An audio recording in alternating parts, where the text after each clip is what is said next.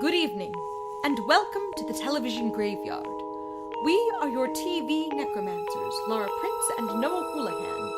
We come here tonight to examine the spirits of past television shows, to find out which ones could be resurrected, should be resurrected, and which ones should just stay doomed. This is a podcast in which we analyze the history, the hype, and the aftermath of shows that ran only one season and some that ran only one episode. Right now, we are in the game show plot. With me, as always, is Noah Houlihan. Whoa! Uncomfortable 90s energy! Ugh. This one was a rough one, team. Yes. Well, what are we watching? You should probably say it. MTV's Trashed. Trashed. Now, I think for this one, we got to start with the elephant in the room. We are not sure if we watched all of it. I'm almost certain we didn't, actually. Okay. So we have this weird thing that IMDb lists one episode, and Wikipedia lists 50. 50 episodes? But I couldn't find evidence of more than 4. Okay, because what I was able to find, I didn't do a lot of research, but I found the episode we watched, and then I found what could just be teasers for other episodes, but I could not find another episode. I couldn't find another full episode. I found a contestant's account of being on an episode, and it wasn't the episode we saw. Okay, all right. So there's somewhere between 1 and 50 episodes. Yes. All right, so we watched one episode. Yes. Because at the time when we watched it and decided to do it, we thought that's all there was. But I'm going to be honest, feel like we saw everything there is to see. Yeah, I mean, that's the thing with the game shows, is very little seems like it changed. We found clips of another episode, and it seemed markedly similar. Yeah.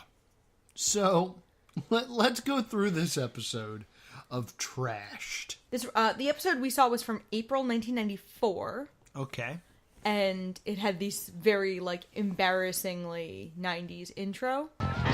You're a loser. Say goodbye to your new car. No. Wrong, Jane. Your color television is history.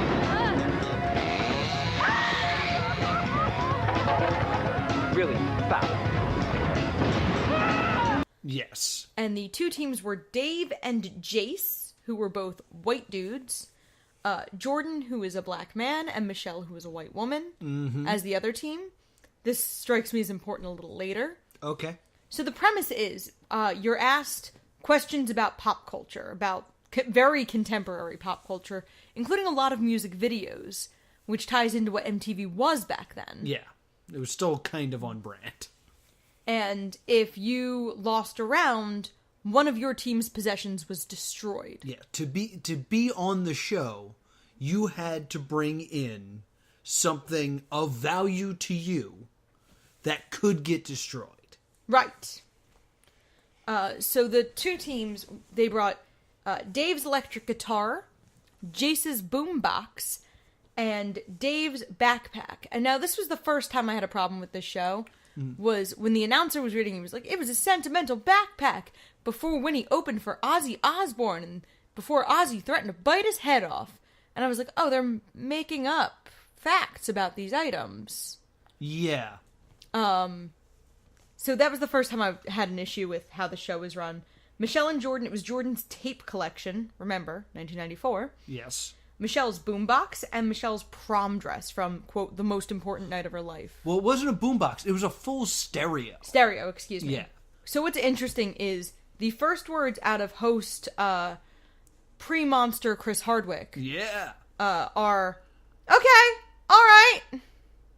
Well, I should say, we have this woman who is displaying... Andrea, yes. Andrea, who is dressed like Jill Valentine. Yes. Which I don't think is on purpose, because I don't remember when Resident Evil came out, but she's 100% just dressed like Jill Valentine. I mean, that was also just fashionable in 1994. That's true. And then they're like, give it up for your host, Chris Hardwick. And this is important. The crowd cheers just too much for him. And now, here's the host and the self-styled leader of this teeming horde of freaks, Chris Hardwick!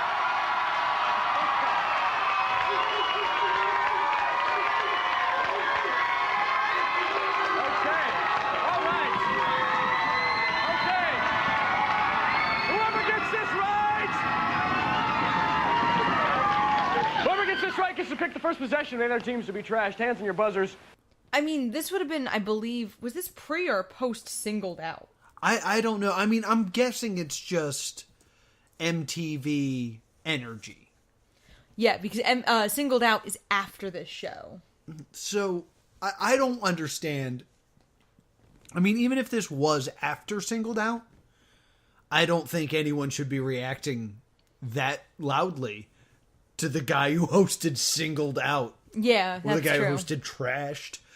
But they cheer too much to the point where he says, like, okay, all right, I gotta start the show. Right. And this will be important later, but I just think it's insane how much applause he gets for being the host of Trashed. Yeah, and, like, we don't get a lot of impression about whether this is, like, an early episode or not. Yeah. So, the first thing is they tell you to do a Rodney Dangerfield impersonation. Please do your best imitation of Rodney Dangerfield doing his famous loser catchphrase. Dave and Jace. I get no respect. All right, very good. What do you want to see, trash? Yeah, and it wasn't just, you also had the Noah's catchphrase. Yeah. And whoever got it right got to choose which personal item was up for trashing. And the dudes win with the I get no respect. And they choose Michelle's stereo. They choose Michelle's stereo. So the way it works is there will be 3 questions. They're worth 50 points apiece. And what's her name again? Michelle? Michelle's stereo? Michelle. Yeah. Michelle's team needs to get 2 of the 3 questions right. To save it.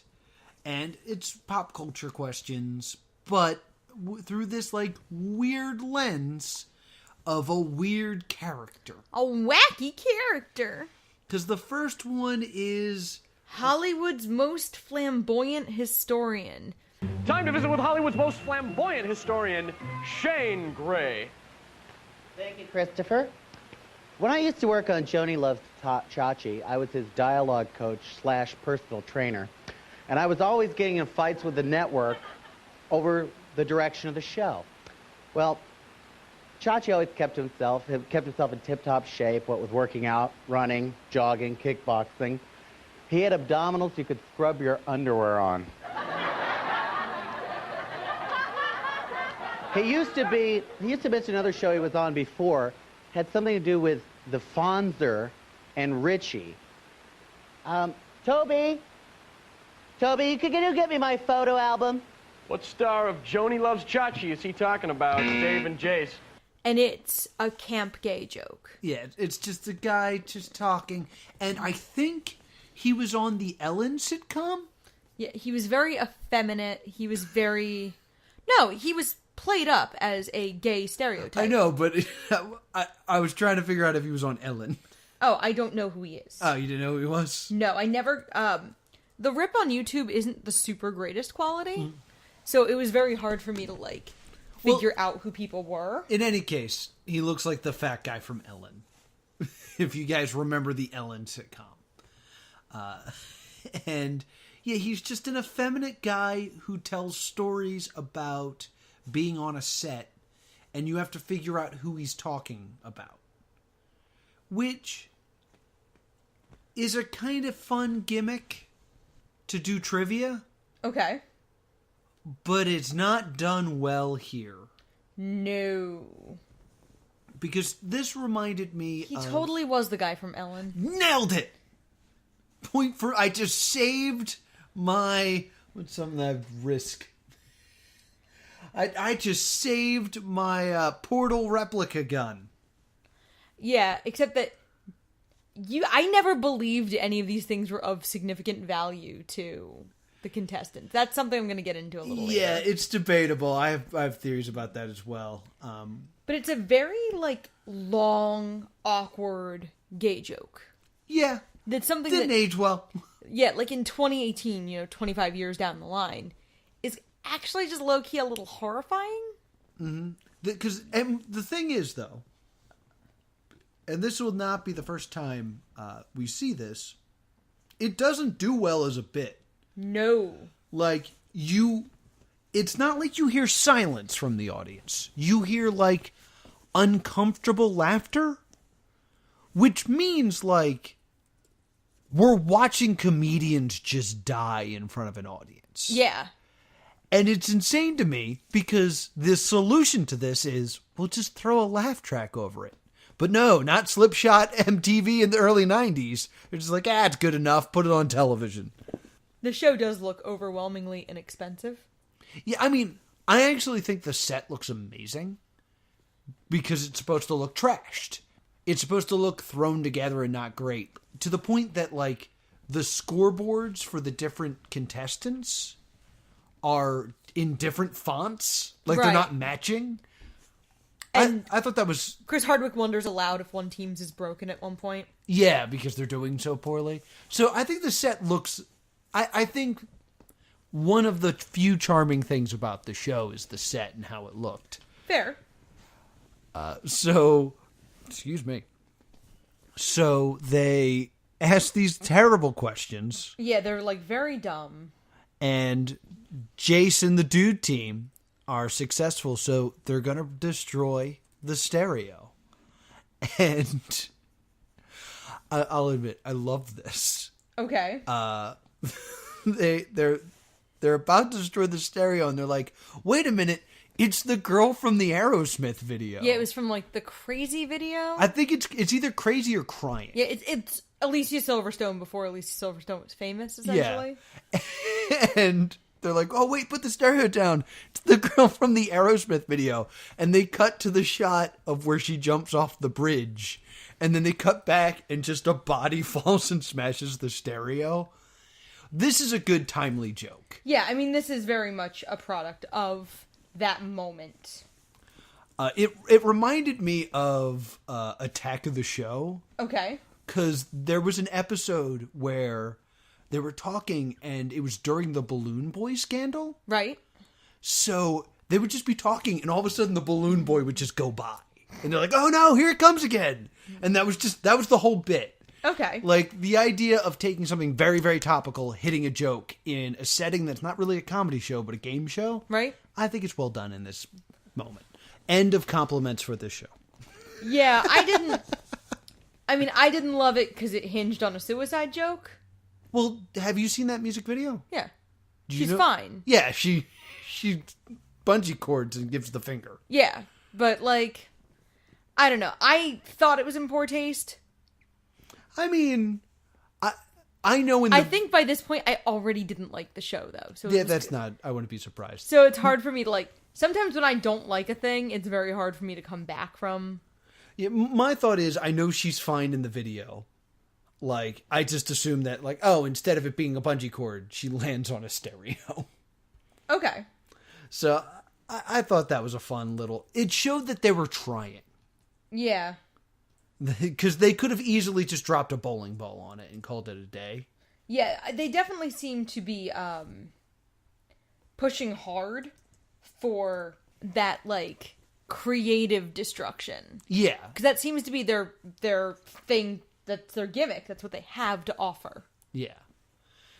So then the next round, since Team Jace won the first round, they get to pick again in the second round, and they pick Michelle's prom dress. And I was like, oh, they're just kind of going after the lady, and this kind of sucks. Yeah, like, it looks bad, especially, again, with 2018, you're looking at it like, the two white guys are going after a woman and a man of color.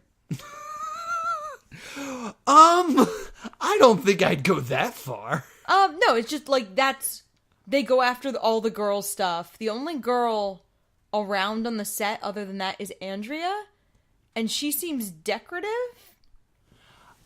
I think... Like, there's not none of these characters that show up are women. All of the, like, characters who come to ask questions are men. Like, the show feels sexist to me, and maybe it needed another woman, at least as one of the characters, or Andrea needed to actually do something. I mean, I can understand your points when it comes to written bits, but when it comes to the contestants, like, to call it sexist or racist because a team is winning a game show is kind of a weird point to make, especially since it's one episode of apparently 50. If all 50 episodes is just like stealing women's things and destroying them, okay, I'm sure. I mean, it looks bad that the woman is and the game is set up in a way that, like, well, they get to pick, so there's not really, like, a way to come back and go after the guy, like, go after the other team. Well, they could get the questions right. Yeah, but all that happens then is you defend your thing. You don't get to, like, I would argue that if, say, Michelle and Jordan got the first question right, they should be able to choose a thing of Dave and Jace's. Yeah, so that if you successfully save your item, you get to choose something from the other team for the next round. No, what I'm saying is to raise the stakes. Say you have these 3 questions. So, Michelle's prom dress is up. Okay. Michelle and Jordan get the first question, for example. Mm-hmm. They can pick something of Dave and Jace's, and now there's stakes to get that second question. I get that. But this sounds more like a problem with the rules. I don't see sexism in this. Well, I feel like I'm not saying that the game is inherently sexist. I didn't like the fact that there was, like, no women besides Andrea who was decorative. I'm just saying it struck me as uncomfortable in this episode that's like, oh, well, the girl's getting all of her stuff destroyed. I definitely thought it was mean of the other team to do that. Especially because, like, the choices were stereo, prom dress, and what was his... his tape collection. His tape collection and stuff like that. Like, to go for the stereo first, it's like, well, that's clearly the most valuable thing. Well, you're kind of just being a dick. Yeah. But, again, you're forced to do that because that's what the show is. Right. And I kind of have a theory on why they don't pick the tapes. I think they didn't have a creative way to destroy the tapes and told them to do the prom dress. That's entirely possible, too. Because the tapes are smaller and probably harder to destroy. Let's jump right into it. Okay. Do you believe this is real? No. I don't think there's anything... Like, these things are so generic looking. Mm-hmm. Like, this is going to seem like a weird thing to point out, but, like, the stereos are all completely unremarkable.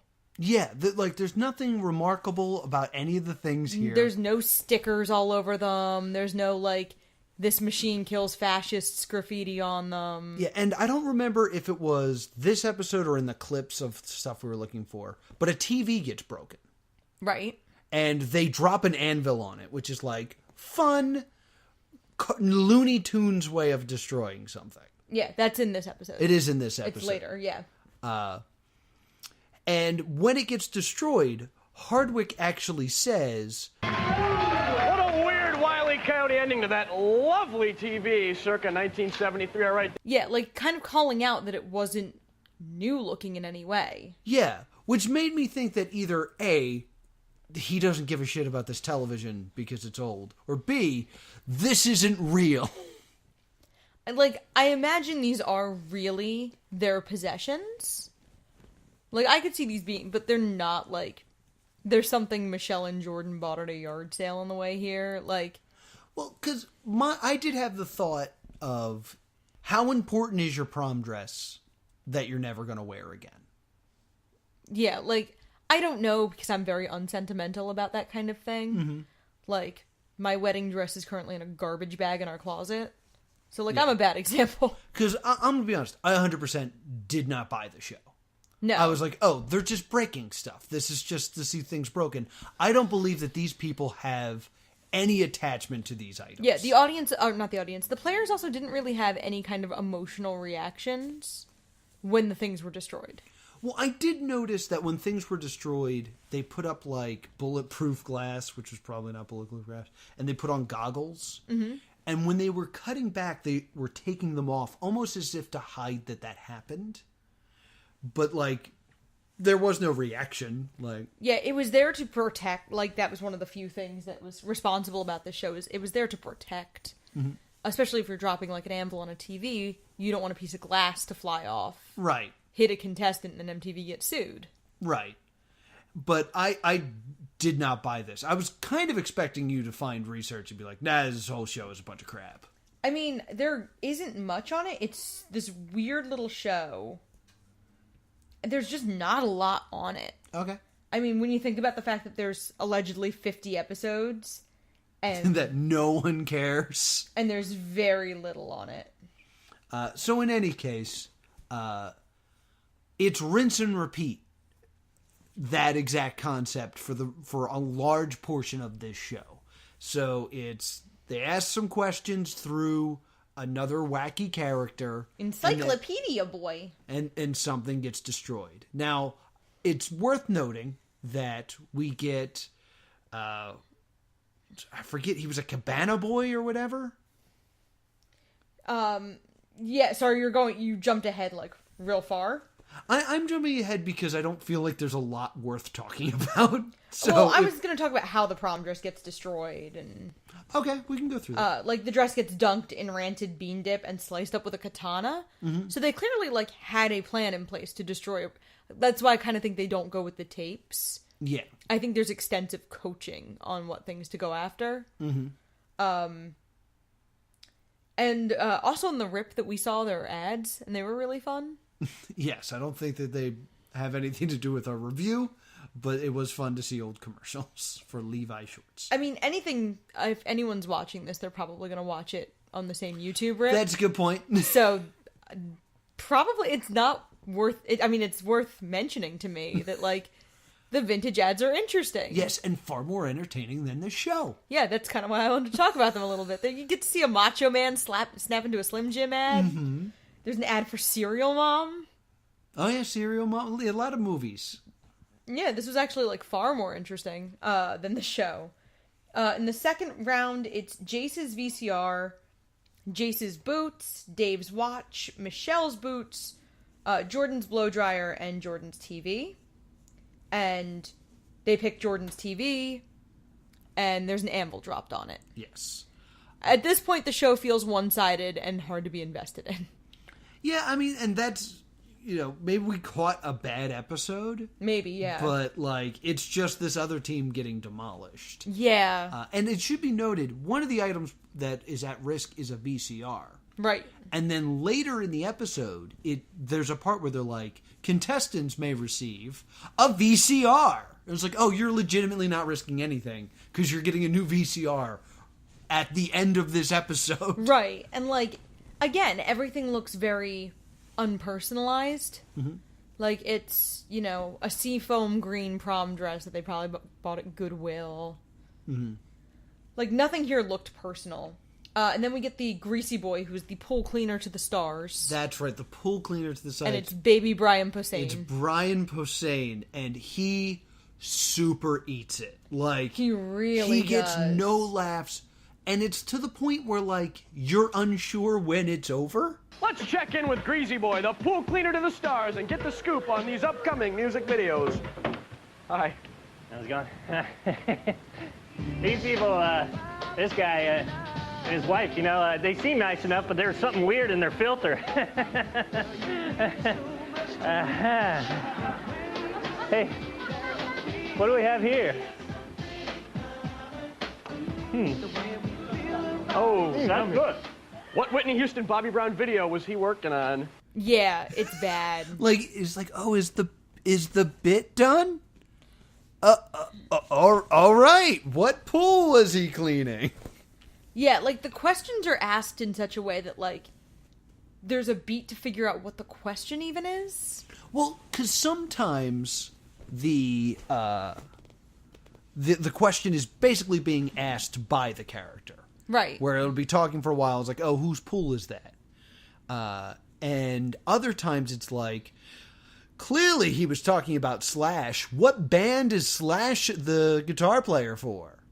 Yeah. It's like, oh, okay. So, like, when it's like that, it's like, oh, that character was a waste of time. Yeah, but Jordan sweeps the round and saves his cowboy boots. Yes, there is a save that happens. Yeah, and then they do the, like, sudden death round, and it turns into, like, quasi-double dare? It's very interesting. They split the partners up. Yeah. And if you are ahead at the end of this round, you move on to the bonus super fantastic round. Right. If you lose, your partner gets trashed. Yes. And it's basically dis or dat with 3 options and not done well. No, it's really dumb. Because it was... Each one of these questions will be worth 150 points. I'm going to read you a clue. You tell me whether it relates to famed actor C. Thomas Howell. Who? Famed surgeon C. Everett Koop. Mr. Coop, you're telling the truth. You're fired. Or famed motion picture producer and director C.B. DeMille. I'm ready for my closet, Mr. DeMille. Again, after each clue, please respond C. Thomas Howell, C. Everett Koop, or C.B. DeMille. Andrea. Yeah, it was... And the only thing that was similar about them is their names. Yeah. In other cases, it was just like, oh, well, he's a scientist and he's a director. I think I can figure out which one's which. Yeah, it's really, really obvious who is who. And if you didn't know who one of them was, you'd figure it out by the first time the other team got that question right. You're like, oh, he's a scientist. Okay.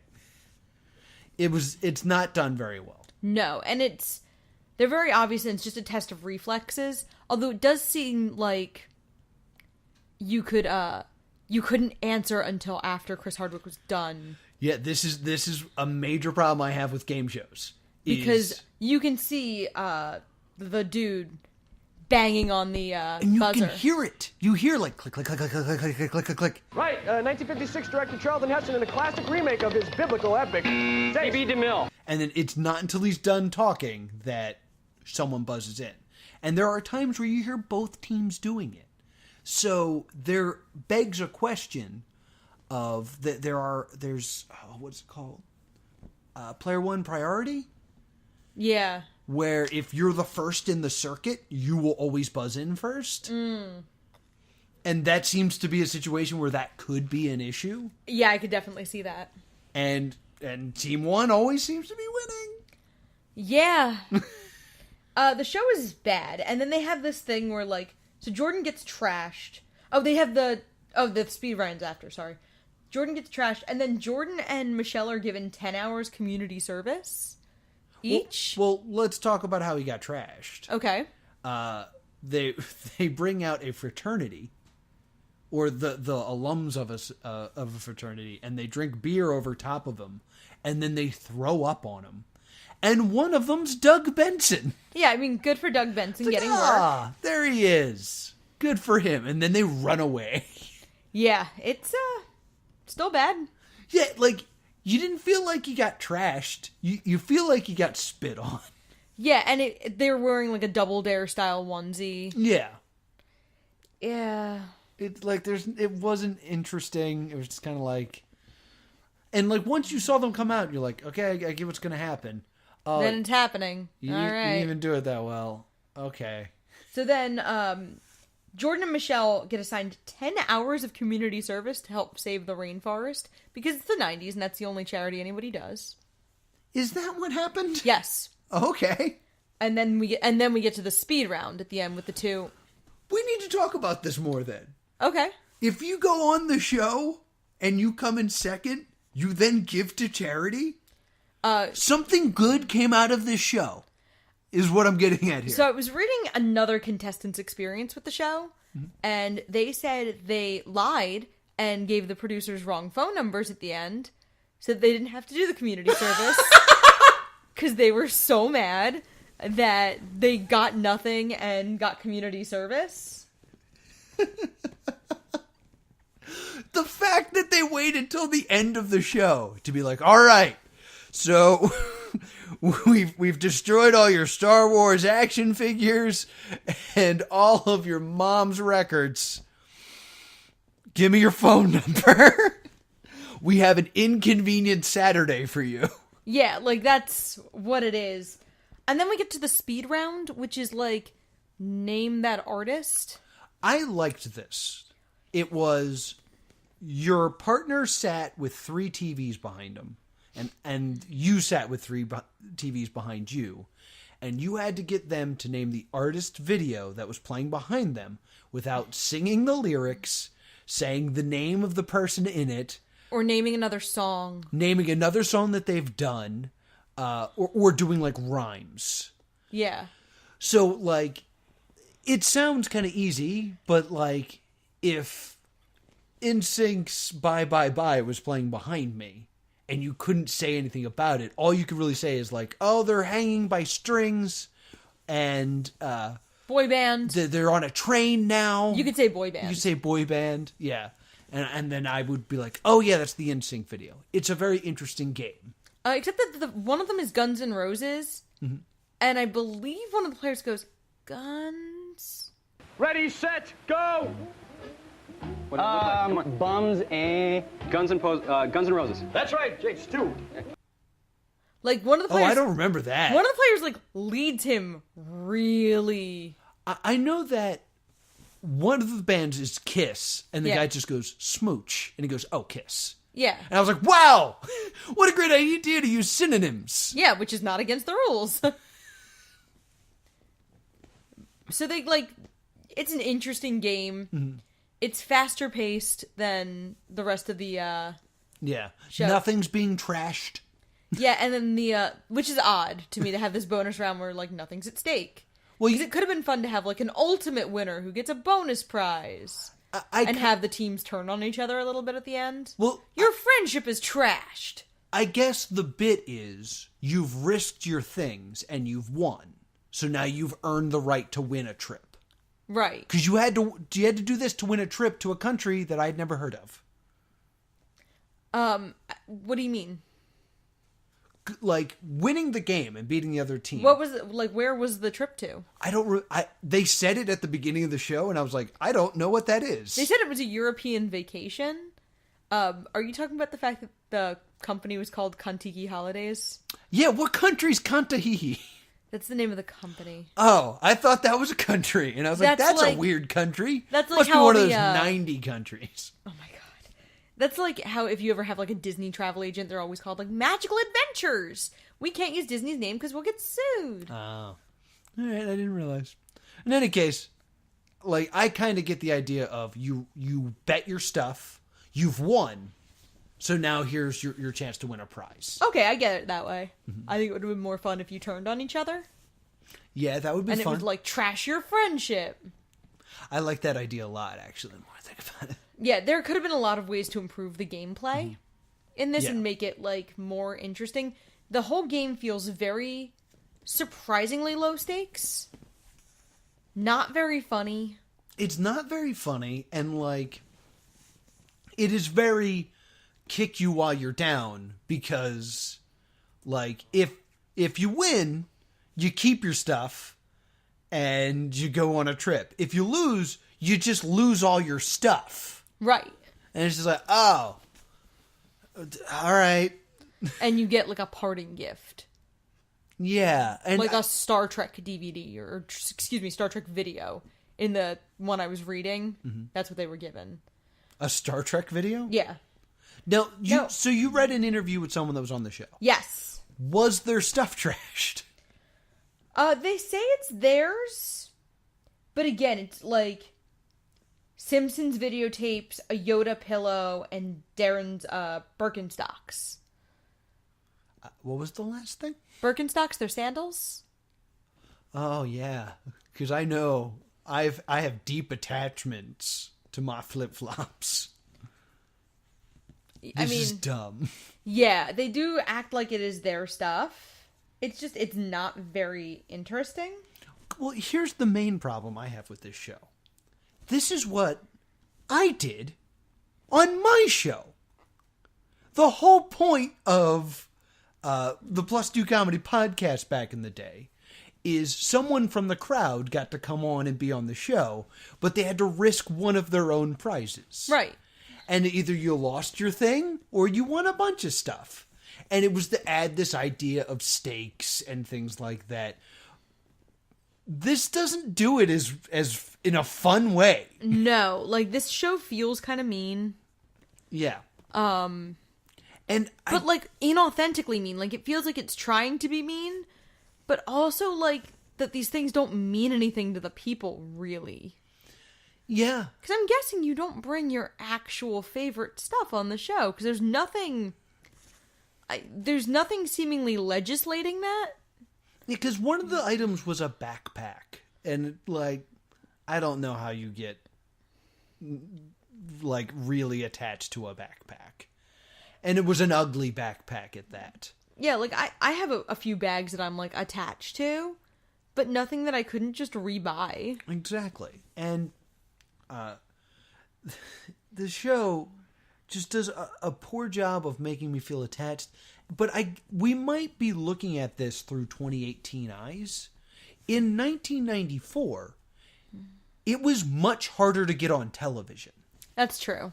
Like, cable is still under 10 years old at this point, right? It's a little over older 10 years. It's a little over 10 years, but it's not like it is now. Yeah, I mean, like, MTV is under 10 years old at this point. I don't think that's true either. I thought MTV was 1986. No, 1985. 1981. Really? Yeah, MTV was one of the first networks. Oh. Well, sorry. In any case, it was harder to get on television those days. Right. Like now, like, to be on some sort of media that people can consume, all you need is your friend Jeff Stormer and your friend John Snyder to buy you a new microphone. And then you can make a podcast. Thanks, guys, for this microphone. Thank you to our sponsor, the Talking Nog podcast. No, that's not true. Don't do that. I'm making a point. 2018 episode will be dropping soon. I am making a point about our show, and you are advertising a bad podcast that's about a drink. Talking Nog, the holiday classic. A holiday tradition about a holiday tradition. It's a yearly tradition about a yearly tradition, and I hate that I know that. In any case, the point that I'm making, the point I want to make, is this is a time where it's more difficult to get on television and get noticed than it is now. So the idea of you have to risk something to be on television makes more sense in the 90s than it does now. Okay. I mean, yeah, the idea of you had to be willing to kind of make more of a fool of yourself and embarrass yourself in a way that, like, I mean, you now with dating reality shows, you're still embarrassing yourself pretty badly, but you don't have to do quite the same things. I mean, and now with YouTube, there's ways to, like, get a following and get an audience and kind of get out there without damaging your dignity or self-esteem. Yeah, so it's a time where no one knew how to get on television, and this was a path. So I think that's another reason why this could exist. Again, I'm not fully buying the premise. No. But that's a reason that this could exist. Any other points you would like to make? Because I have a closing statement. Again, I don't really buy most of the show being authentic. I know I was thinking about how they were, like, seemingly ganging up on Michelle, but it kind of seems like they were ganging up on whatever had easier stuff to destroy. Like, they kind of had this, like, the tape collection would have been harder to destroy cinematically. Mm-hmm. So I kind of think that was where they were going. And it did look like they were destroying... they destroyed something of Jordan's as well. They picked the TV, which is inarguably more entertaining to destroy than a blow dryer. Yeah, very true. Very true. I think... I meant to make this point earlier, but when the comedians are dying out there... And they are. And they are completely dying, it makes me feel crazy because of the response Hardwick got for being there. Like, the crowd is raucous, and they still can't capture them. I think it ties into what you said. I think it ties into... They're excited they're on TV... And at the beginning of a taping, it's really easy to have that enthusiasm and be psyched and be like, yeah, we're on TV, look, Mom, I'm on a show. And then, like, the show's not entertaining. That was another thing that drove me crazy. For as loud as that audience was, there are no shots of them. That's true. Like, why not show them if they're there? Which maybe then go back and think, is there not really an audience? Then why aren't they laughing at the comedians? If it's done in post, it's so confusing.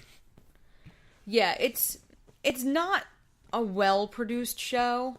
There's a charm to it. There's like that old school 90s inexpensive charm. Yeah. But it's not... Do you think it's a stay tuned or a stay doomed? I believe that this show rose from the dead and was reincarnated as another MTV show that is done a lot better than this. Oh? There's a show called Kidnapped. It had Dave Holmes host it, and it was a lot like this show, but they got rid of the teams. Okay. So it was so much better. It was two friends are trying to rescue, air quotes, their kidnapped friend. Okay. And if they earn enough points, they escape and they go on a trip. But part of it is that, like, they're holding this guy ransom. So if you do not supply enough points, we're going to break his stuff. And it's a fun concept of, like, the person whose stuff is at risk is not the one playing. Right. They're just kind of dealing with stuff getting broken. And, like, there's also parts of it where they're like, hey, so you guys are doing real well. You need 12 points to get into the next round. You currently have, like, 10 points. For 2 points, tell me how your friend answered this question. And they cut to the friend who's, like, in the holding cell. And they're like, hey, we'll give you this skateboard for free, but we're going to take 3 points away from your friends. So then it cuts back to them. They're like, well, we'd like to think that they're not going to take the bet or take the skateboard. We trust our friend. And then it cut back and they're like, and it's just him, like, holding a skateboard. Like cradling it. He's sweetly. like, yeah, skateboard. And then the points go down and now everyone's screwed, but he has a skateboard. Okay. The fact that the only people torturing each other are friends makes the show so much better. Yeah. Still not great. Still not an amazing show, but fixes a lot of the issues. Yeah, I mean, Kidnapped in and of itself is also a short-lived 2002 game show that we might end up watching someday on this very channel. Maybe. I don't know. Game show month has been rough. Game show month has been not great. No, it's not a great experience, really. So you think this has been resurrected? I think it's been reincarnated as Kidnapped. As a matter of fact, if you want to watch the show, go watch Kidnapped. It's a little bit better. And also get better taste in television. Seriously.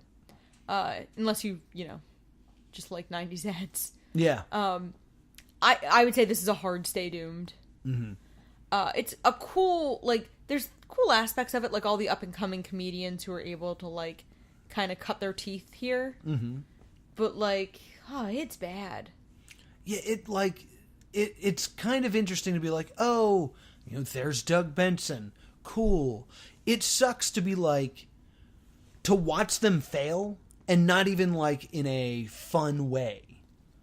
Like, because they're trying, but, like, I don't know if this is even something they wrote.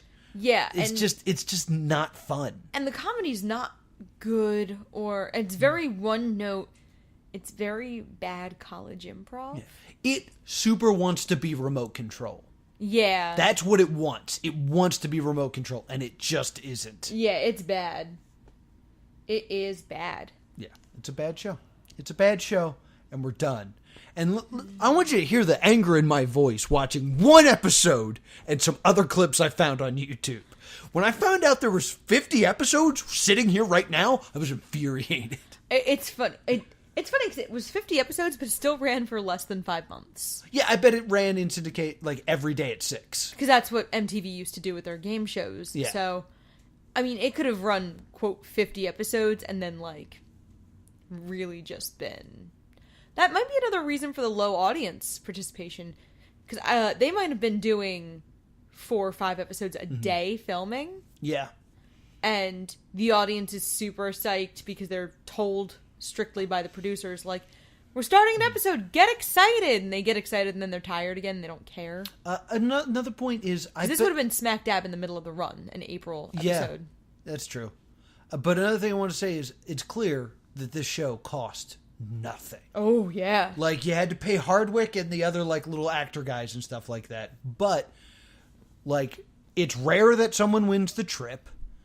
And they say that, like, audience members may... or participants may receive is very interesting wording, and they announce some prizes, and then they say prizes provided by, and it's like the catalog where you can buy these things, which means they're not even spending the money on the prizes. Right. There was a deal that they cut with this company so that they would get free advertising on a game show, which means the show cost nothing. Yeah, the show probably made money for MTV hand over fist. Oh yeah.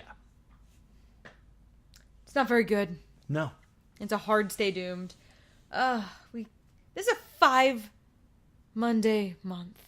Yeah. God, we still got 2 more of these? Yeah. And we decided that next week we're doubling up. Oh, we're doubling down. There were 2 game shows that were basically the same concept that came out at the same time that ran less than a season. So you know what? We're doing them both. We're going to take a look at the chamber. And we're going to take a look at the chair. Yes, at the Chamber same chair. time. Chamber chair. Chamber chair. So join us next week. Brought to you by Talking Nog. Stop. Join us next week for Chamber Chair. Links are, of course, below if you want to check out Chamber or the Chair or both. Or Chamber Chair. Or Chamber Chair. Where can people find us? You can email us at thestaydoomedshow@gmail.com or Twitter or Facebook at Stay Doomed. And what if people wanted to see us, like, in person? Oh, if you want to see us in person, you can come to MagFest. MagFest! Specifically to Mag Laughs. There will be 2 Mag Laugh shows. We don't know which ones we're on. Yeah, could be both, could be neither. Well, it's definitely at least one. It's definitely not neither. And I'm pretty sure it's definitely not both. I have no idea. We don't have the schedule yet. So that's January 3rd through 6th in National Harbor, Maryland. Yes, we'll also be doing a comedy writing workshop. Yep. We will be doing our new game show, Geek Out, and our now old game show, Game the Gamer. So be sure to come check us out. So if you want to see people really get trashed, come see Game the Gamer. Don't you have another show? Oh, and if you want to see... I always forget. Because MagFest is the only one I do this one at. So if you want to see some real improv and not terrible game show improv... you can come see These Guy Are Sick at MagFest, and someone who looks strikingly like me will be there. If you want to talk to me about game show ethics and accountability in maintaining the standards of how a game show should run, I'm at TV's Noah. If you want to watch a whole bunch of 90s commercials and talk about them, I'm at Priorities. Until next time, stay doomed.